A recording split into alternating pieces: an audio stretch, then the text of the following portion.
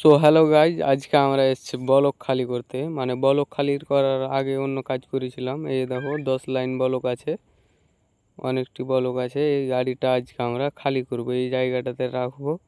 এই সাইডে হাসিম ভাইয়েরা রেডি হচ্ছে, আর এই দেখো মুন্সি দাঁড়িয়ে আছে।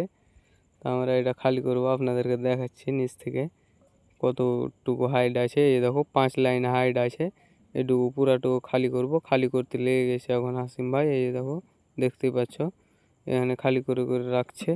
আর হাসিম ভাই আর একটা কাকু আছে, ওরা দুইজন খালি করছে। আমাদের প্রায় এই দেখো আধা আধি খালি করা হয়ে গেল, এখন আর আধা আধি আছে। এই দেখো মানে আর 2-3 লাইন আছে আমাদের।